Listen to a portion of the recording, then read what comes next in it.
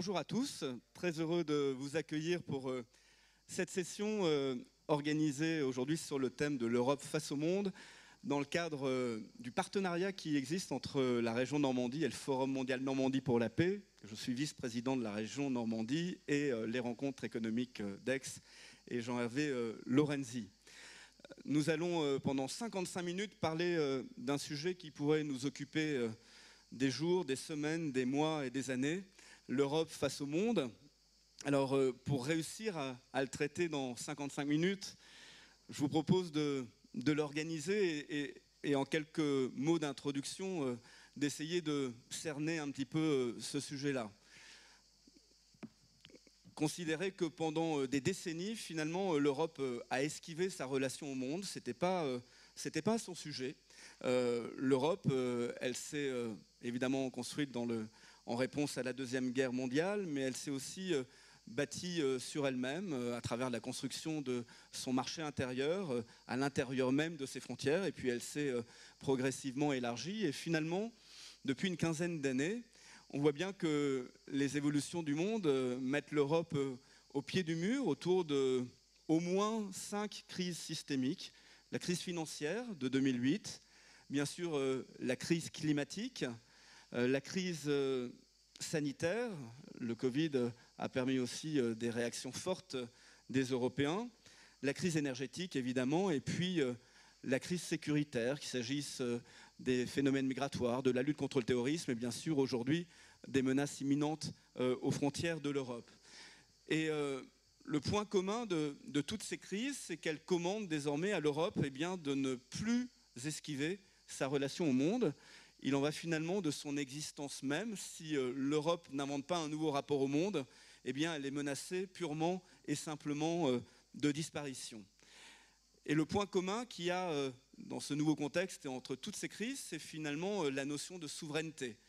Comment conquérir son indépendance, au sens où comment les Européens peuvent être maîtres de leur destin, de leur avenir, comment est-ce qu'ils se positionnent par rapport aux autres puissances du monde, que ce soit des puissances historiques, des puissances actuelles ou des puissances émergentes. Et on voit bien aussi que les grandes transformations du monde font que il n'y a pas que les États qui ont l'attribut de la puissance. Il y a aussi aujourd'hui des firmes privées. Il y a la conquête de l'espace qui n'est plus du tout l'apanage des grands États. Et ça interroge aussi sur la place, le rôle, l'avenir de l'Europe. C'est finalement ça, cette nouvelle époque européenne. Qu'est-ce qu'elle signifie? Qu'est-ce qu'elle engage? À la fois pour les acteurs institutionnels, pour les acteurs économiques, pour les opinions publiques. Et d'une certaine façon, ça pose 3 questions pour l'Europe et dans son rapport au monde. Est-ce que l'Europe est seule? En d'autres termes, est-ce qu'aujourd'hui elle a des alliés dans sa conception du monde, dans les valeurs qu'elle promeut?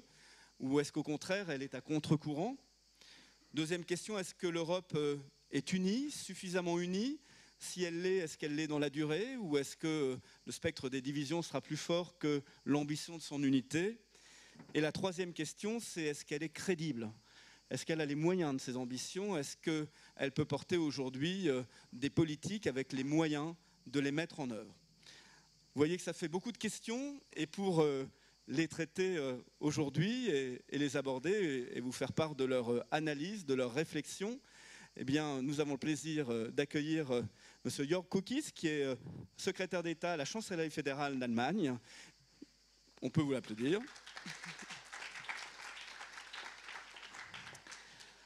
À côté de lui, Guillaume Colossa, qui a de multiples casquettes, à la fois fondateur d'Europa Nova, un think tank sur les questions européennes, mais qui est aussi le patron d'une medtech européenne, qui est aussi quelqu'un qui réfléchit depuis très longtemps au sujet européen, penseur de l'Europe, pourrait-on dire, et qui vient de publier un livre, un petit livre bleu. Il y avait le petit livre rouge, il y a maintenant le petit livre bleu qui s'appelle Fierté européenne, qu'il dédicacera d'ailleurs à la librairie Goulard dans le parc Jourdan à 16h, et qui réfléchit aussi aux enjeux de l'avenir de la construction européenne, et qui travaille aussi à la réflexion actuelle sur la refonte des traités, parce qu'évidemment, pour penser l'Europe de demain, probablement, il faut aussi un peu modifier la sorte de constitution européenne que sont les traités. Guillaume Clossa.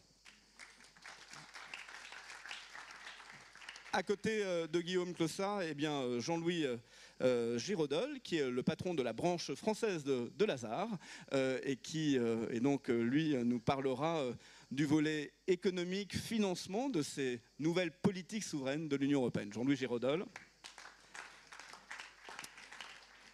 À ma droite, Arantxa González Laya, qui est ancienne ministre espagnole des Affaires étrangères et depuis peu doyenne de l'École des Affaires internationales de Sciences Po, et donc pleinement engagée sur la réflexion sur l'avenir de l'Europe. Et puis avec nous, en visioconférence, la ministre des Affaires européennes et des réformes de Finlande, Madame Tytti Tuppurainen. Merci d'être avec nous aujourd'hui. Et vous nous évoquerez notamment toute l'évolution de la politique de votre pays et l'architecture de sécurité européenne, avec bien sûr la perspective de l'entrée de la Finlande dans l'OTAN, avec un processus en cours de ratification désormais. Bienvenue à Aix depuis votre pays, Madame la Ministre. Alors je le dis, chacun s'exprime dans sa langue. Il y a aussi des casques qui sont à disposition pour nos intervenants qui s'exprimeraient en anglais. Vous pouvez aussi retrouver la traduction en français.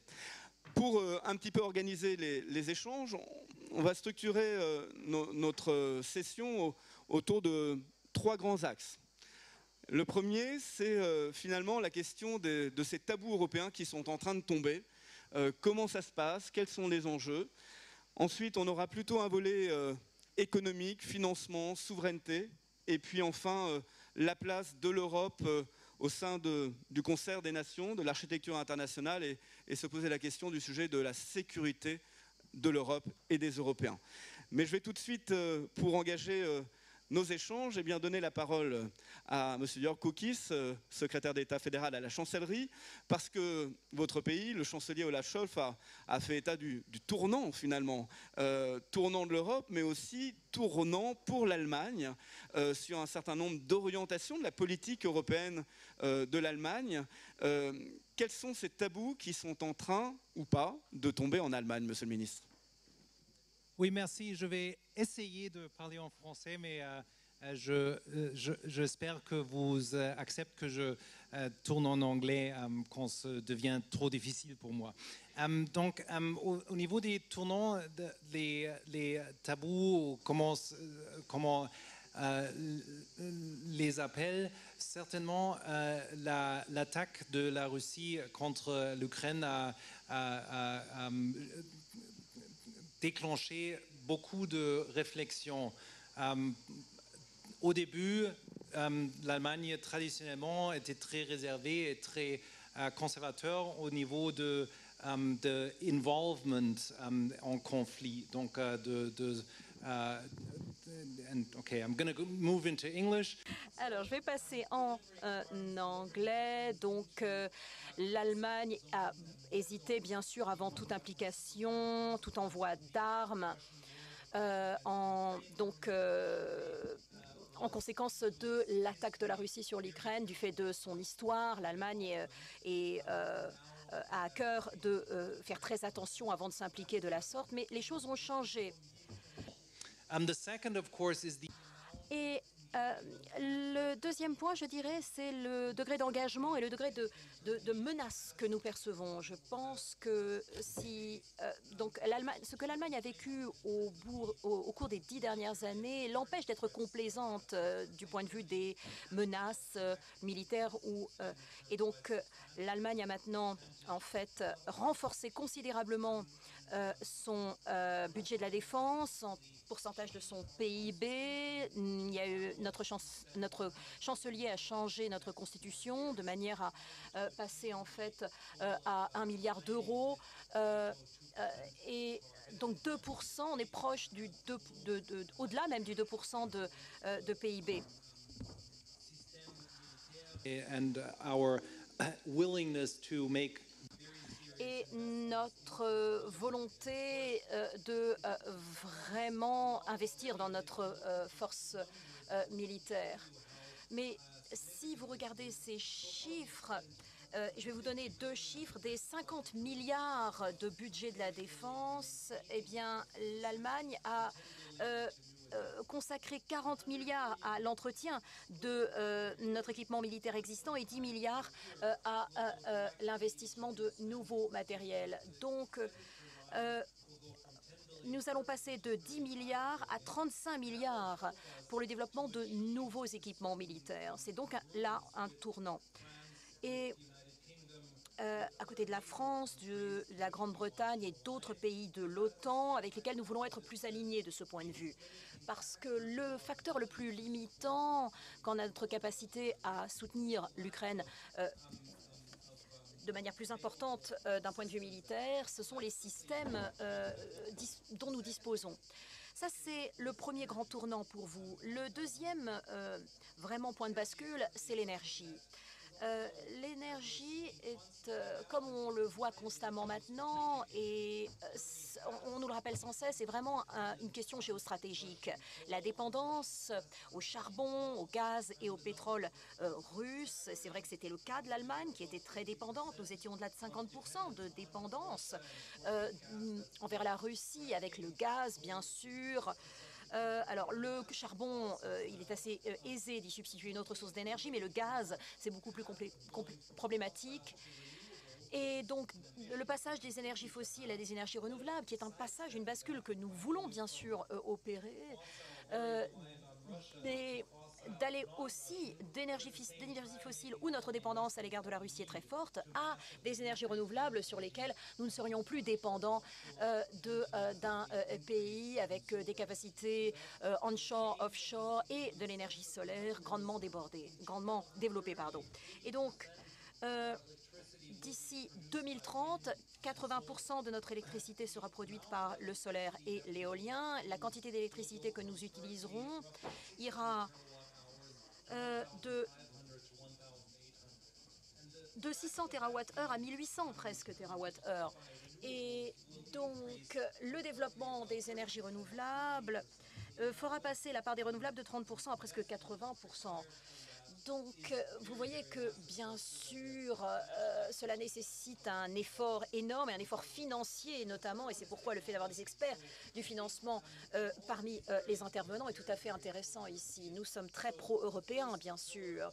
Et donc, le premier pilier du point de vue de la dépense pour la défense, c'est vraiment donc par la voie législative de modifier notre constitution.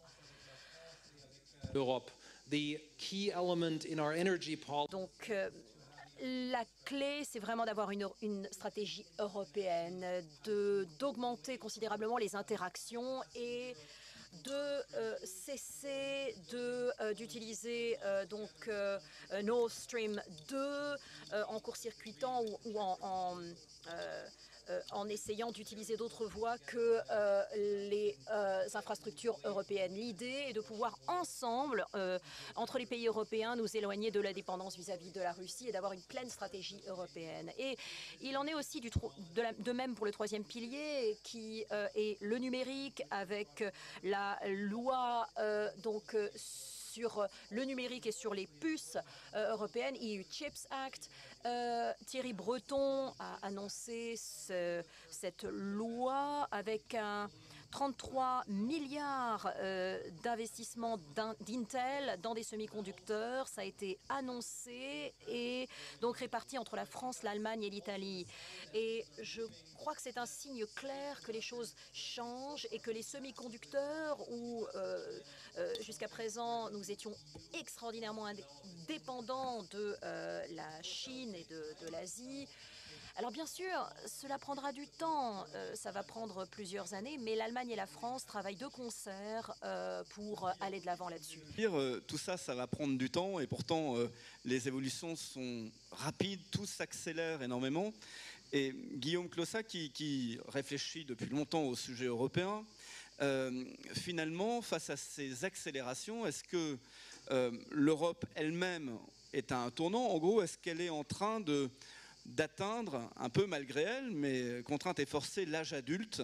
Est-ce que c'en est fini de l'enfance et de l'adolescence de l'Europe. Aujourd'hui, elle doit s'occuper des grands sujets d'une certaine façon.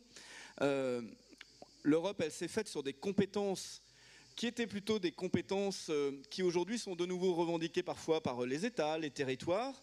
Et elle n'avait pas ces compétences des grands régaliens. Ça ne veut pas dire qu'elle doit le faire à la place des États, mais on le voit bien, il faut des stratégies de convergence, une mise en commun pour exister. En gros, où on en est dans la ligne de vie de la construction européenne? Est-ce que c'est un moment charnière aujourd'hui? Et comment on fait pour ne pas rater le coche?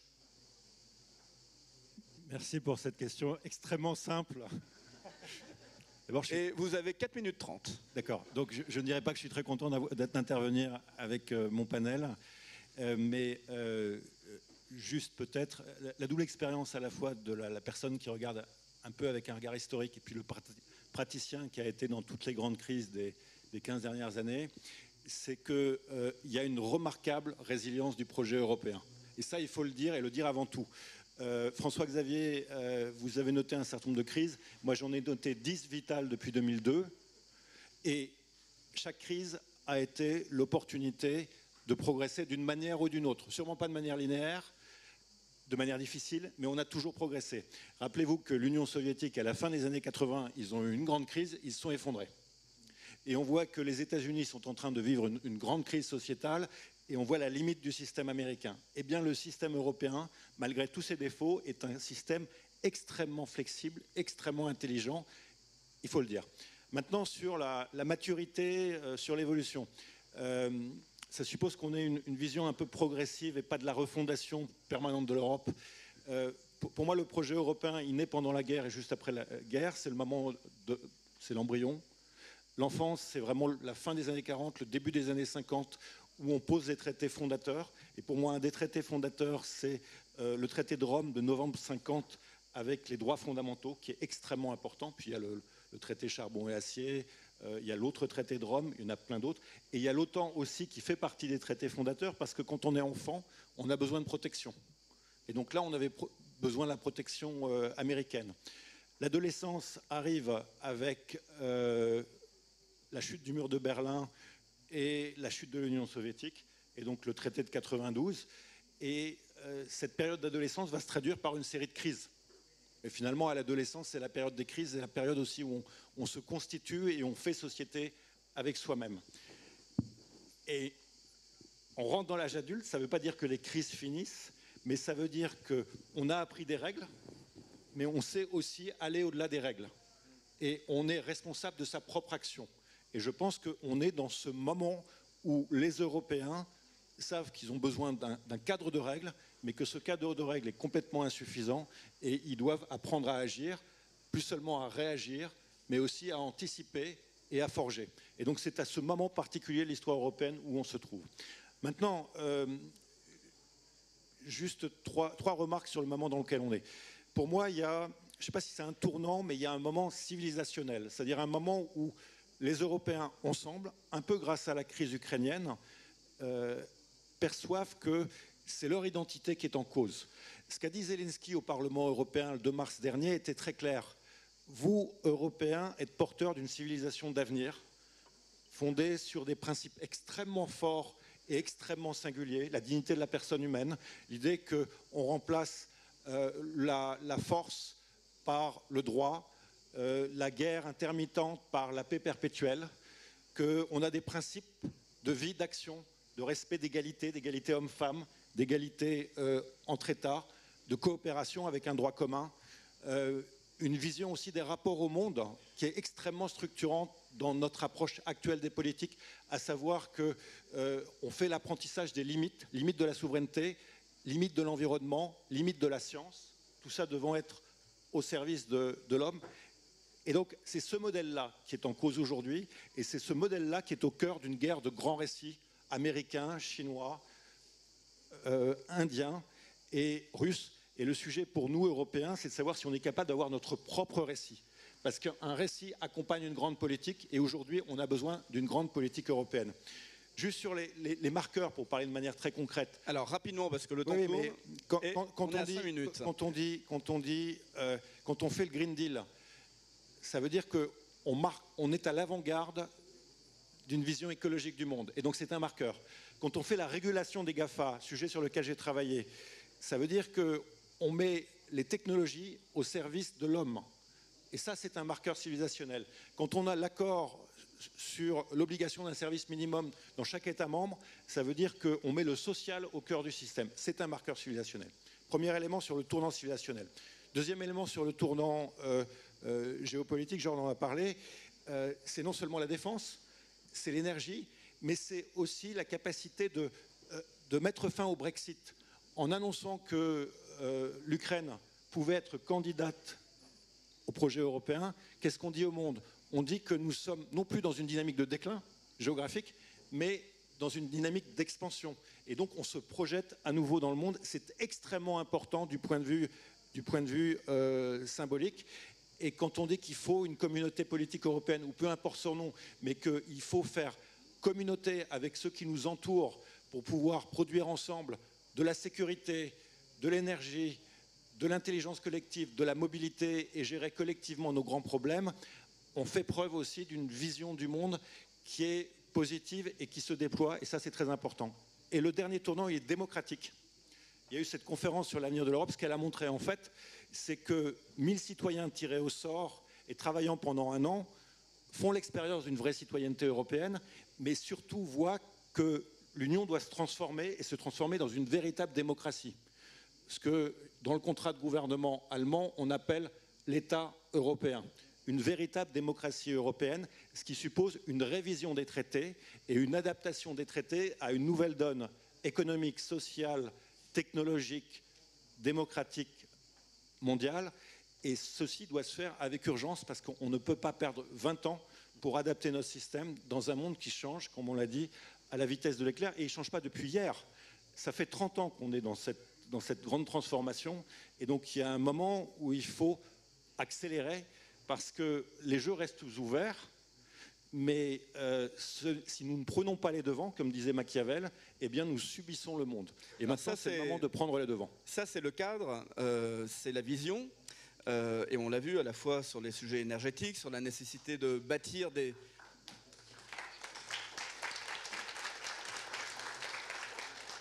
sur la nécessité de bâtir des filières. Tout ça entre les intentions et les réalisations, il faut des moyens, il faut des financements.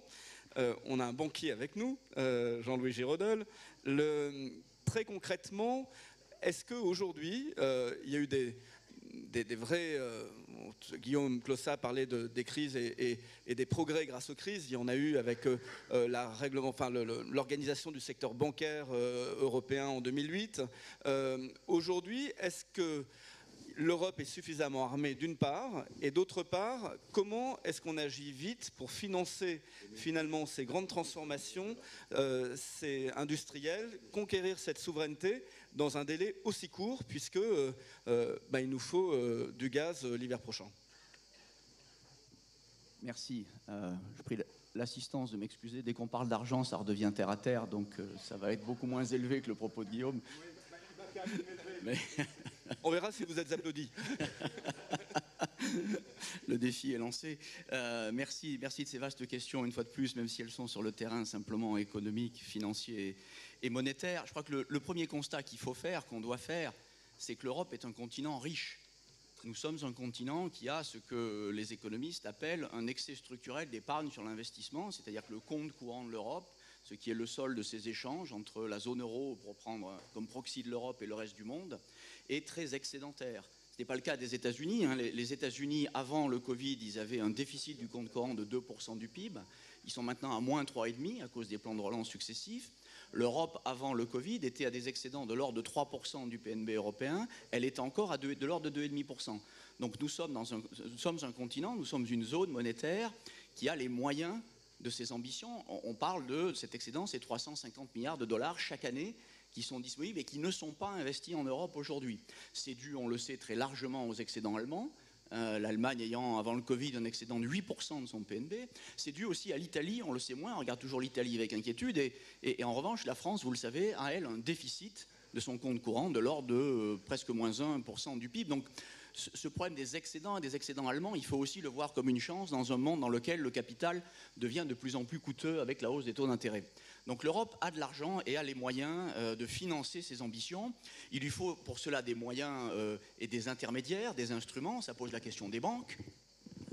Les banques, c'est tout à fait central, encore plus en Europe, parce que le financement des entreprises en Europe est beaucoup plus intermédié par les banques qu'il ne l'est aux États-Unis. Aux États-Unis, les marchés de capitaux représentent 80 à 90% du financement des entreprises. En Europe, les banques représentent encore plus de 50%. Donc avoir des banques solides est tout à fait central. Nos banques, depuis les mesures qui ont été prises après la grande crise financière, notamment les réglementations dites de Bâle III, ont fait beaucoup de progrès. Elles ont beaucoup renforcé leurs fonds propres, elles sont beaucoup plus solides, leurs différents ratios se sont beaucoup améliorés, leur solvabilité, leur liquidité, elles ont réduit le montant de ce qu'on appelle les non-performing loans, c'est-à-dire les mauvais crédits.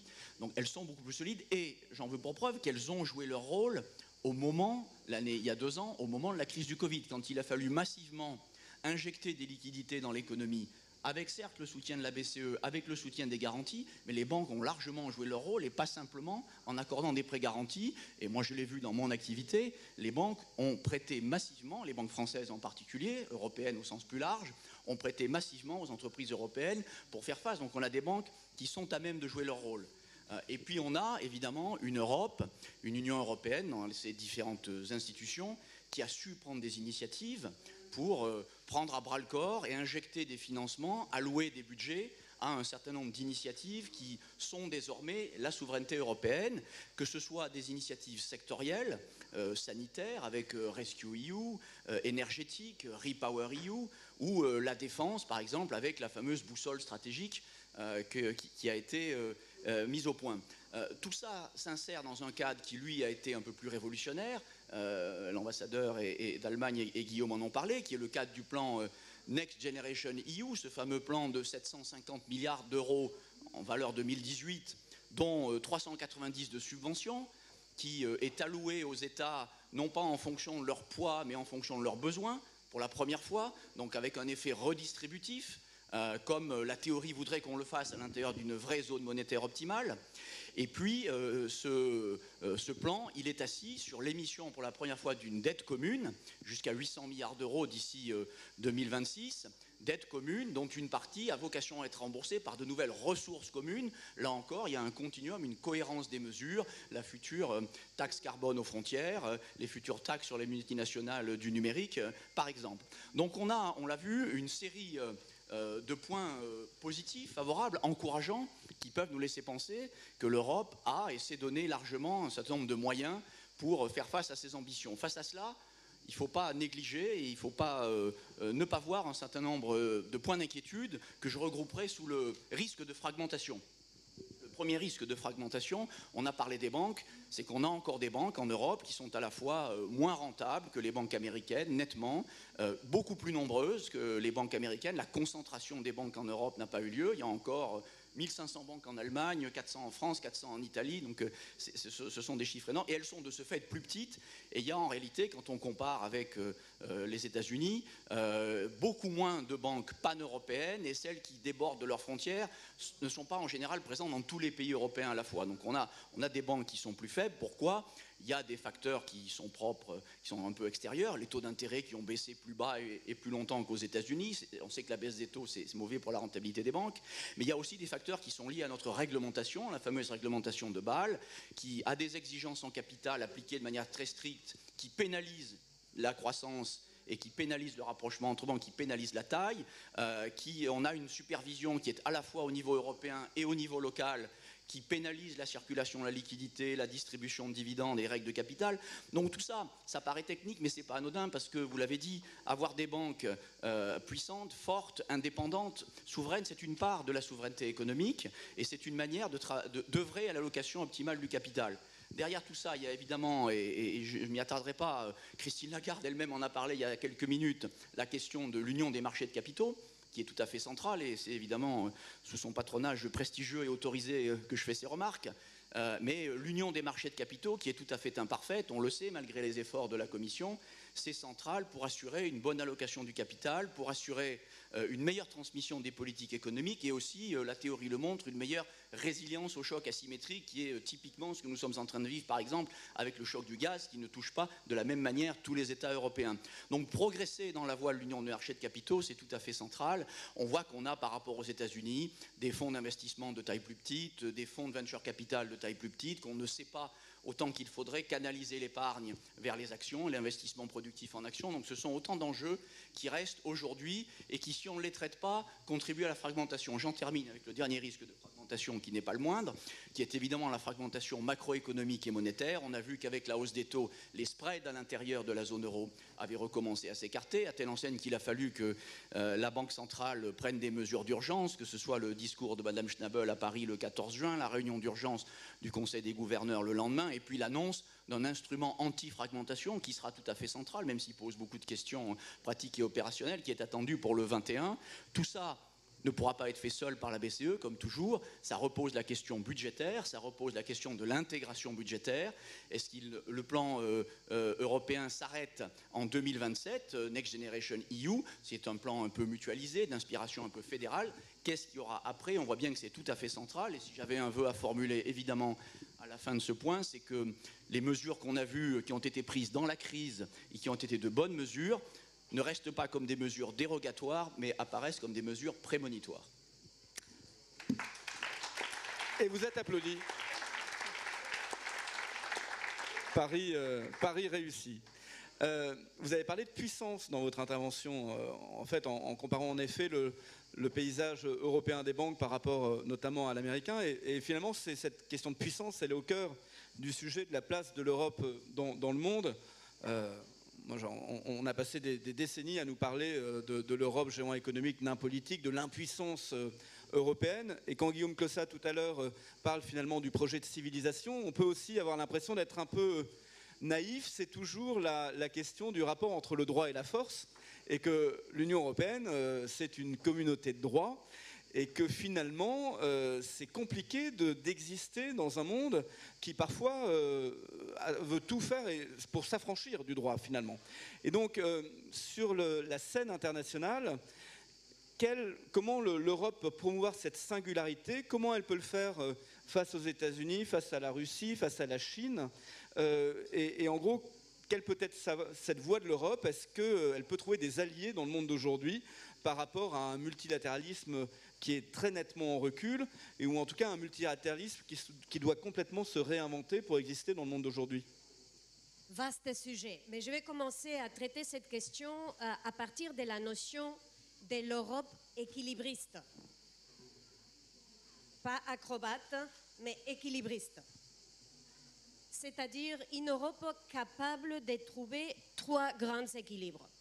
Premier équilibre, un équilibre entre la géoéconomie, qui est le projet qui a inspiré l'Union européenne, un équilibre entre ces projets qui est les siens, l'intégration économique qui crée des interdépendances, et quand on gère les interdépendances, ça nous aide aussi à gérer les relations de pouvoir, mais dans un monde où cette géoéconomie doit s'équilibrer avec la géopolitique. Je ne crois pas que l'Union européenne doive renoncer à son projet qui est un projet de paix. C'est simplement qu'il faut être mieux préparé pour la guerre. Parce que ce qu'on voit aujourd'hui, c'est la guerre de retour dans le continent qui a connu malheureusement des guerres terribles qui ont inspiré ces projets de paix. Donc une Union européenne qui est mieux outillée dans l'économie, donc je reviens à ce qu'il nous disait Jörg, avec une Europe plus digitale, une Europe plus capable de décarboniser son économie, mais à la fois une Europe qui investit plus en sécurité et en défense. Et encore une fois, sans perdre de vue que l'Europe, c'est un projet de paix, c'est qui est l'inspiration pour d'autres régions du monde qui se regardent un peu dans ce miroir européen. Deuxième équilibre à trouver, c'est un équilibre pour mieux protéger les Européens et l'Europe. Qui dit protection ne parle pas de protectionnisme, Qui dit protection ne parle pas de fermer ou d'isoler l'Union européenne. Et c'est pourquoi je voudrais mettre en garde l'Union européenne contre des notions qui apparaissent, qui ont l'air très sympas, comme friendshoring ou decoupling, qui en réalité parlent d'isoler l'Union européenne avec peut-être quelques autres, ses amis, on ne sait pas lesquels, parce que les amis, parfois, ça nous a donné des surprises aussi dans les passés récents, mais une Union européenne qui sait protéger ses citoyens sans pour autant se refermer dans le monde. C'est-à-dire la capacité de l'Union européenne de construire des alliances avec d'autres, pas contre d'autres, mais avec d'autres. Troisième équilibre à trouver, et c'est le plus difficile, c'est l'équilibre pour ne pas devoir choisir entre les États-Unis d'un côté et la Chine de l'autre côté.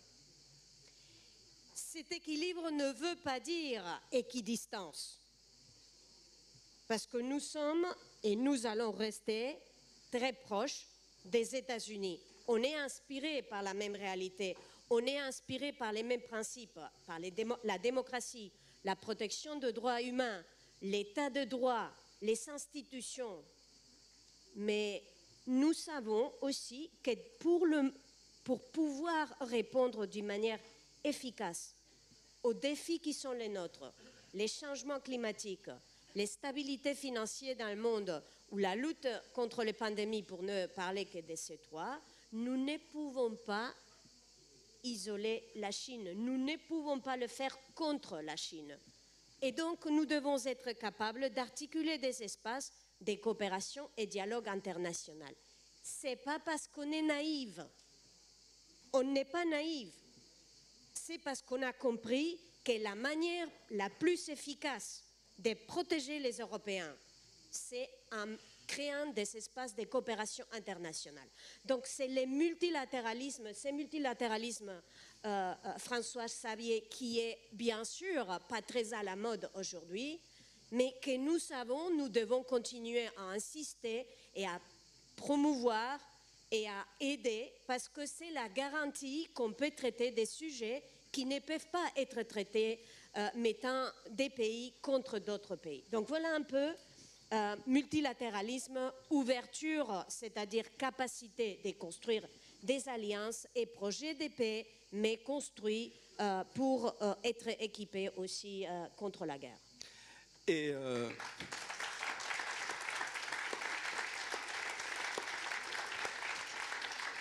tout ça autour de la notion d'équilibre, en effet, qui est au cœur finalement de la philosophie européenne, dans la constance, dans la stabilité. L'équilibre, c'est la stabilité.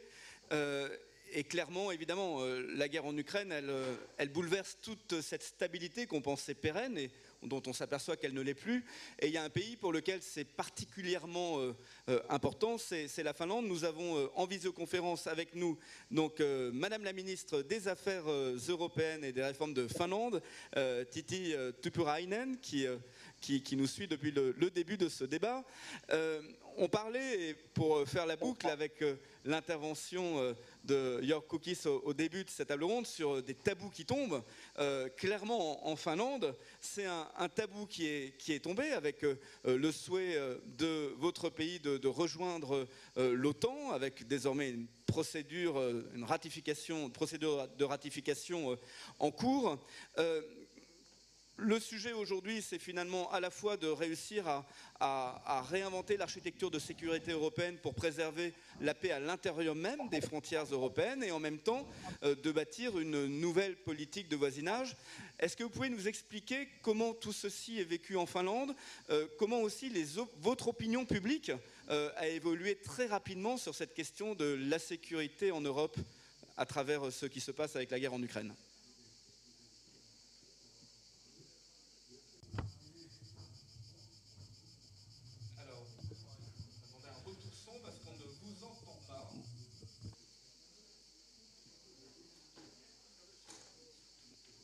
Est-ce qu'on vous entend dans les casques?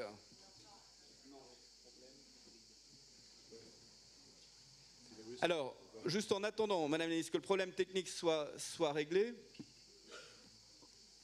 la région. Can you hear me now? Voilà, parfait. Oui. On vous entend. Voilà. Voilà. Voilà. Très bien, très bien. Thank you, dear friends. I will answer your question. Merci pour vos questions sur la situation. Permettez-moi maintenant d'aborder cette question. Suite à l'attaque de la Russie en Ukraine, nous avons compris à quel point il était important d'agir. Et c'est une expérience importante. Nous ne l'avions pas pris sérieusement quand le président a déclaré déjà en 2005 que l'Union soviétique était la pire catastrophe du XXIe siècle. On n'a pas fait attention également quand la Géorgie a été annexée ou quand il y a eu la guerre en Ukraine. Il est difficile encore d'accepter que l'ordre libéral est mis en danger. Nous ne pouvons pas accepter un pays où on ne respecte pas les droits de l'homme à ce point-là. C'est encore plus dur pour nous en tant qu'Européens parce que l'Union européenne est là pour la paix européenne et c'est un contraste fort avec les guerres qui ont eu lieu et le totalitarisme que nous avons tous vécu. L'histoire ne se répète pas, mais pourtant il y a un chemin de long développement. L'état des affaires a montré qu'il y a eu des déviations par rapport à son développement sur le long terme. La guerre a fait partie de l'histoire européenne depuis longtemps. Donc peut-être ce chemin de la paix et de la démocratie a vu une exception. Peut-être la meilleure chose que nous puissions accepter, c'est une guerre froide à nouveau. Mais cela devrait nous inspirer plutôt que de nous faire peur parce que nous nous répétons. Généralement, quand on parle de guerre froide, on a peur. Personne ne souhaite que cette guerre froide se reproduise. Mais pourtant, nous pourrions en tirer des leçons. Il y avait un certain degré de stabilité, cependant, pendant cette guerre froide. Par exemple, on n'utilisait pas, on ne parlait pas non plus, on ne proférait pas de menaces au sujet d'utiliser des armes nucléaires comme ça facilement sur le champ de bataille.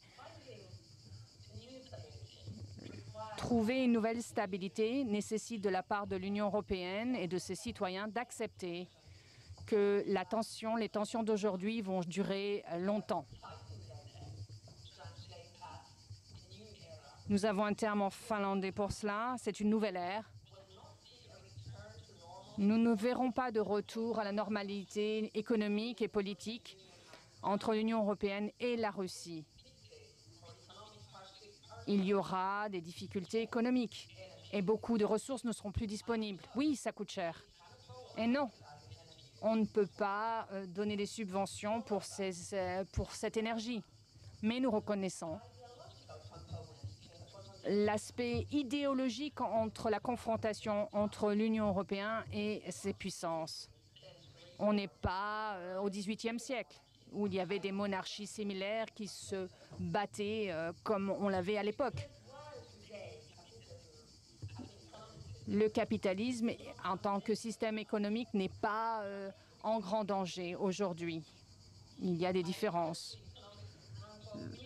Lorsque je pense notamment à Milanovic, qui a parlé de la montée du capitalisme. Il y a la partie libérale qui respecte l'état de droit, qui fixe une limite entre les formes de politique et les décisions pour réduire la corruption.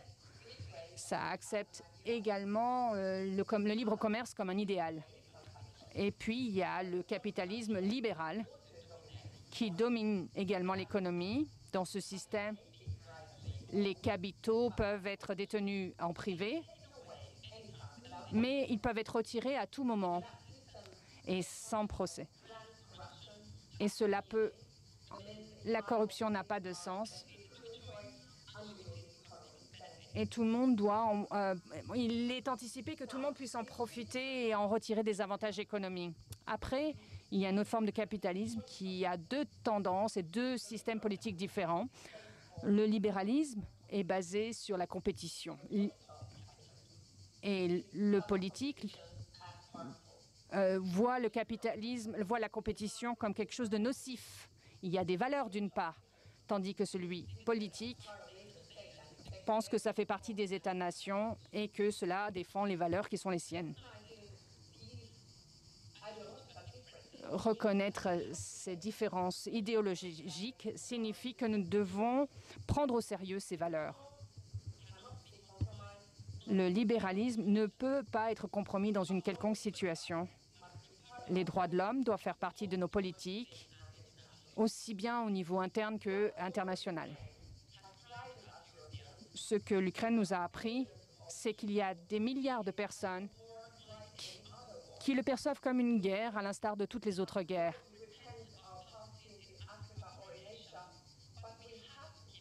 Il faut garder à l'esprit qu'il nous faut respecter le droit de l'homme et que ces droits doivent être réellement universels. Ça, ce sont les droits qui appartiennent à chacun, les hommes, à tous les hommes et toutes les femmes. Je suis fière d'annoncer que la Finlande est un membre fier de l'OTAN, bientôt, je l'espère. Merci pour votre soutien et pour votre aide au processus de ratification.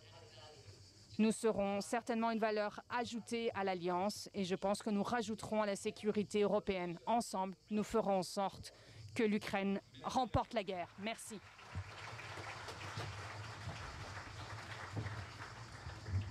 Alors, il nous reste quelques minutes pour peut-être prendre une ou deux questions. Vous avez un micro qui passe dans la salle et on va prendre les questions de façon groupée et on fera les réponses ici. Allez-y, madame. Bonjour. Alors, moi, j'ai l'impression quand même qu'on a une faiblesse dont on parle assez peu, c'est qu'on lutte, entre guillemets, contre les États-Unis. Une puissance, même si c'est un État fédéral, ça ne reste pas moins un seul pays. La Chine, un seul pays. L'Europe, plusieurs pays fragmentés avec, on va dire, un populisme à géométrie variable. Et donc, moi, je me demande dans quelle mesure notre naïveté et donc le temps qu'on perd à faire du populisme n'est pas un handicap destructeur. Merci. On va prendre une deuxième et une troisième question et on répondra à l'ensemble. Et donc, ma question, c'est est-ce qu'il ne faut pas réinventer la gouvernance d'une nouvelle forme de multilatéralisme? Voilà. Moins naïf. Multilatéralisme. Ouais. Deuxième question au fond, monsieur. Oui, merci. Pierre-Emmanuel Thoman, géopolitologue. Ma question commentaire est un peu provocatrice. Je dirais plutôt que, vu les événements récents, l'Union européenne se fragmente et s'affaiblit. Parce que la décision de livrer des armes à l'Ukraine, c'est une otanisation de l'Europe sur les intérêts anglo-saxons. Et cette guerre, selon moi, a largement été provoquée en ne fermant pas la porte à l'OTAN et l'Union européenne dans l'étranger proche de la Russie.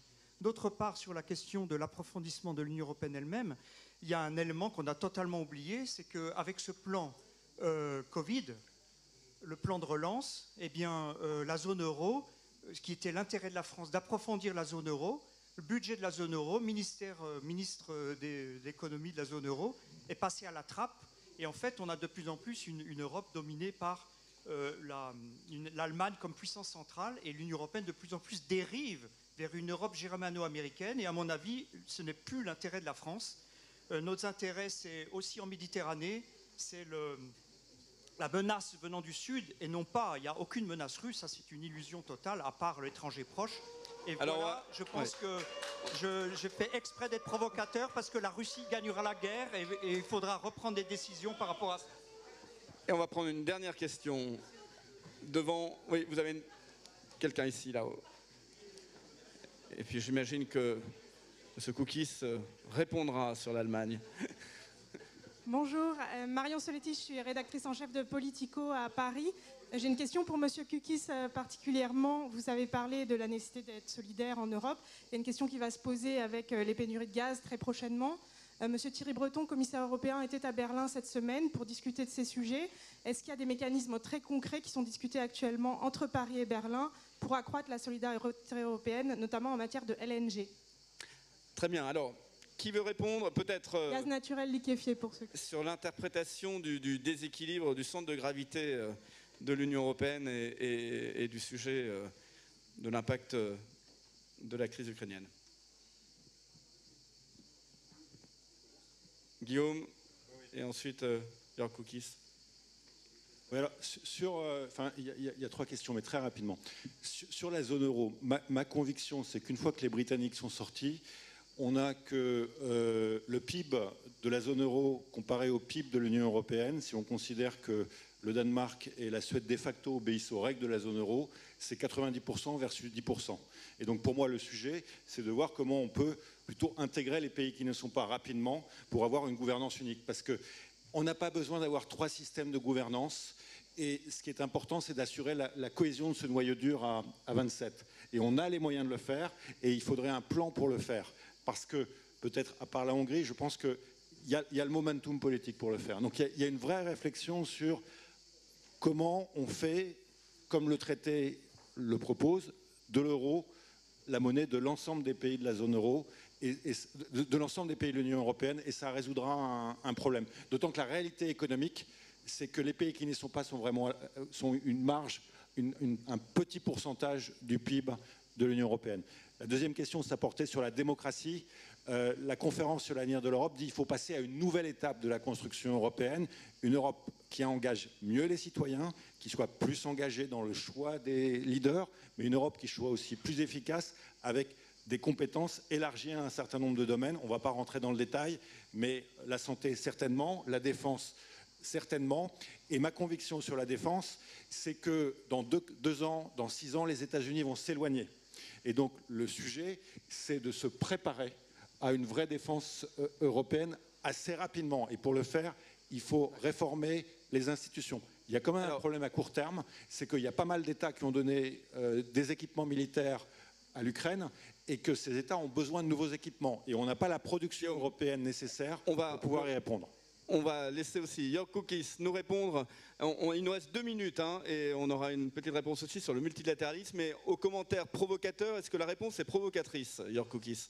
Well, I can only say Russia will not. La Russie ne va pas gagner la guerre. C'est tout, point barre.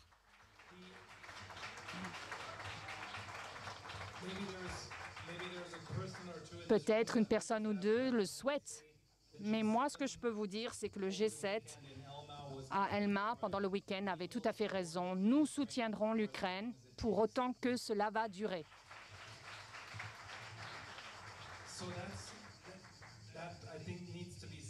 Donc ça, il faut le dire. Moi, j'étais à Urban quand c'est arrivé. Il y avait le président Macron, M. Schulz, le Premier ministre de la Roumanie et M. Draghi étaient là aussi. Et j'ai vu de mes propres yeux la voiture qui a été attaquée brutalement avec une femme et 2 personnes qui étaient là, qui se rendaient à leur travail et qui a été attaquée. C'est atroce quand vous voyez cette brutalité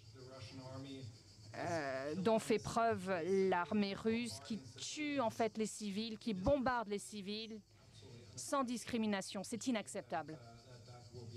Et je ne pense pas qu'ils auront une récompense avec tout ça. Après, il y a une réunion avec M. Schulz et M. Macron qui parlaient justement de cela, de travailler ensemble sur l'énergie, une synergie sur l'énergie, de fixer des priorités entre la France et l'Allemagne. Parce que nos priorités sont différentes d'un pays à l'autre, mais nous sommes d'accord pour dire que nous voulons devenir indépendants, nous absoudre de l'énergie fossile qui vient de la Russie. Nous voulons atteindre une certaine neutralité et nous allons investir massivement, malgré nos différences, sur le nucléaire. On peut surmonter ces défis et accepter que les 2 pays ont des priorités différentes, différentes stratégies, mais on va travailler en étroite collaboration, ensemble, main dans la main. Et pour l'Union européenne, je pense que ça devient un aimant, en fait, quelque part, parce qu'avec cette crise, tellement de pays, nous étions en fait aussi dans les Balkans occidentaux, tous ils veulent être membres de l'Union européenne. Il y a la Moldavie, la Géorgie.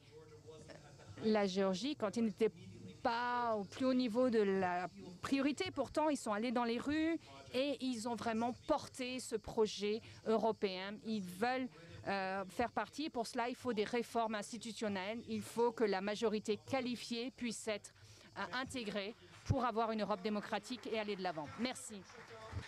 Jean-Louis Géraudel et Antcha. Je ne vais évidemment pas répondre à chacune des interventions, juste pour essayer d'élargir le propos par rapport aux remarques un peu provocatrices de monsieur. Ce qui est vrai, en revanche, c'est que si on veut définir une stratégie de l'Europe face au monde, pour reprendre le titre de ta conférence, il va falloir que l'Europe définisse quels sont ses intérêts stratégiques à chacune de ses frontières et face à chacun des grands pays ou des grands blocs qui l'entourent, que ce soit la Russie, que ce soit la Chine, que ce soit la Méditerranée, l'Afrique, la Turquie, que ce soit le Royaume-Uni, que ce soit, comme Arantxa l'a dit, les États-Unis. Et ça, c'est un vrai travail. Merci. Et le mot de la fin pour Arantxa González. Le mot de la fin. Si l'Europe n'aime pas l'otanisation de la défense européenne, il n'a qu'à européaniser l'OTAN. C'est simple. Il faut simplement, maintenant on a 2 membres de plus, on n'a qu'à peser plus. Quant au multilatéralisme, il n'y a pas de multilatéralisme naïf ou multilatéralisme sympathique. Il y a soit le multilatéralisme, soit les réponses nationales. Quand l'Europe travaille ensemble, comme elle l'a fait il y a 2 semaines à l'Organisation mondiale du commerce, on a eu un accord. Donc voilà un peu l'exemple de comment l'Europe peut être une force pour un multilatéralisme pas naïf, le multilatéralisme qui est le plus efficace. Eh bien merci, merci à nos intervenants, merci à vous. On a dépassé d'1 minute 30, mais ça en valait la peine. Et bonne suite de débat. Merci à tous.